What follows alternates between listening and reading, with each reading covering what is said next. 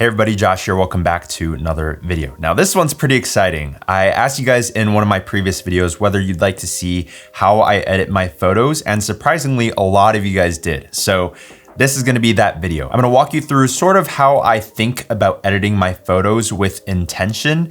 Now, I'm not gonna be using any presets in this video. Some of you guys are probably like, thank God he's not trying to sell something to us. While I do sometimes use presets when I'm trying to save time or just trying to go for a certain look, these photos that I'm showing you guys today, personally, I just didn't really feel like they needed a preset. But yeah, let's just get into it. So this first photo that I'm going to edit, this is a picture of some snow, and the night before we were camping out, there were gusts of up to like 40 miles an hour, which created this really cool wind whipped texture on the snow. And so I really want that to be the focus of this photo.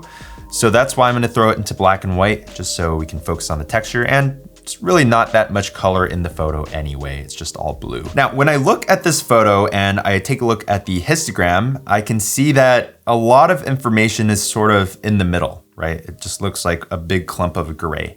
And generally with the histogram, you want it to be more spread out. Like you want some information in the shadows and you want some information in the highlights. So you can see if I just slide the contrast slider, it will expand the histogram.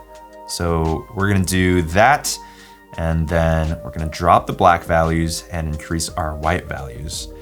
And already the photo has transformed significantly, and you can definitely see it in the histogram that it has expanded. And if we just go back to the beginning, you can see how skinny that histogram looks versus now. I know this may seem kind of technical for a lot of people, but this is sort of what I look at when I edit, and I think it helps you understand the photo. Now, I'm also going to increase the texture here, and with these kinds of sliders, I like to just slide it up until I feel like it's too much, and then back it off a bit. And also some clarity as well. The next thing I'm gonna do is go down to the tone curve here and use this point selector and select some of these ridges and shapes here to really accentuate them. So I'm gonna pick a bright spot, for example, this spot right here. And I'm also gonna pick a dark spot, maybe here. And by holding Shift, I'm gonna drag down on these points and watch how this photo transforms. I think I'm gonna leave the top one there because the bright spots are already pretty bright. Let's sharpen it up a tad more. Maybe drop the blacks a bit more. And I'm gonna call this one done. I think this one really came from a gray blob to something that really pops, and I would love to make a print out of this photo. If you guys are actually interested in prints, I could potentially look into selling prints, so maybe look for that link down below. Also, all of these photos are gonna be posted onto my photography Instagram, which I'll put on the screen right now. This is separate from my typical tech Instagram, so this is where I'll be posting a lot of my freelance work and just my everyday photography. All right, let's move on to the next photo. So this next one already looks really good, and that's kudos to the Leica Q2 with its 28mm f1.7. Now, if you guys have been to In-N-Out, let me know your go-to order. Mine is a 3x3 animal style with no pickles and extra grilled onions. Okay, so just making some basic adjustments here. And honestly, that already looks really good. It didn't really need much work. I'm also going to increase the luminance of the buns just to make them stand out a bit more. There we go. And maybe shift the hue of these buns towards the warmer side. And I mean, this is a crazy tool, right? You can go from hot Cheetos to moldy, disgusting burger, but we're gonna just shift it a tad bit. And then this is sort of what I like to do in a lot of photos is I like to add some cyan in the highlights. And what you'll find with this photo is that it fits exceptionally well because there are a lot of warm tones in this image. All of these colors right here in this tray and this red jacket are all warm. And when you contrast that with introducing some cyan in the highlights, it really brings out some nice color contrast, which is something that you don't always get in photography, but in this case, we got really lucky.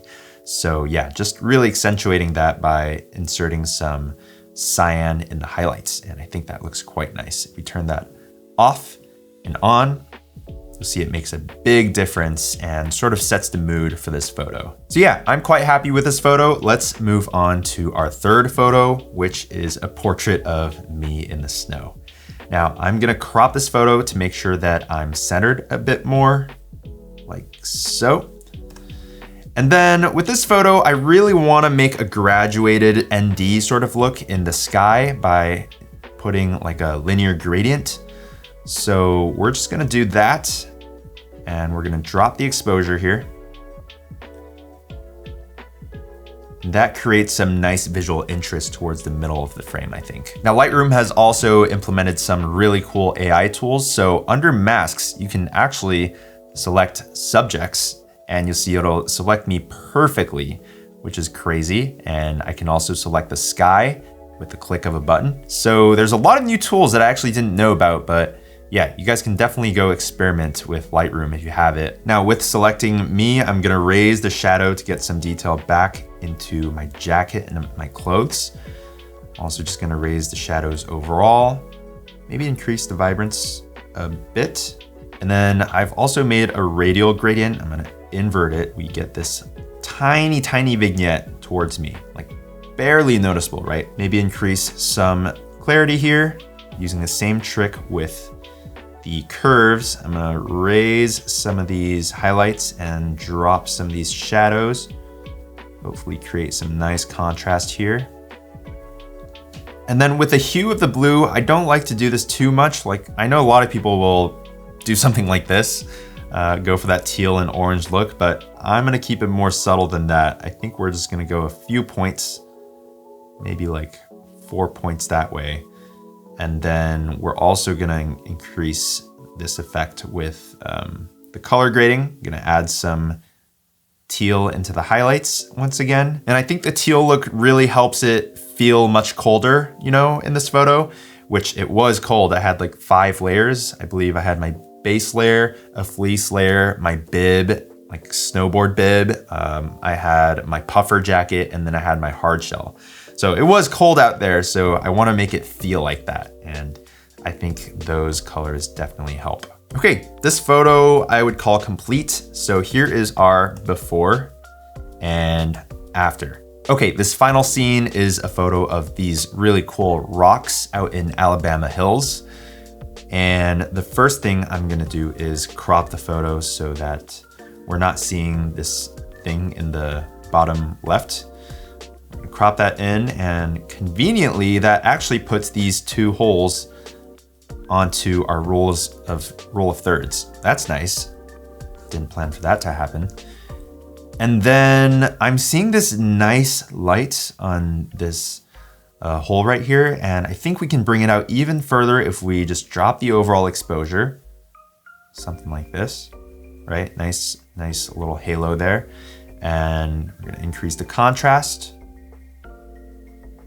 We're also going to hold Option and set our black points. Something like that. And our white points. I feel like this part of the rock is quite bright when compared to everything else in the scene. So we're gonna do a linear gradient here and actually just take that down a bit.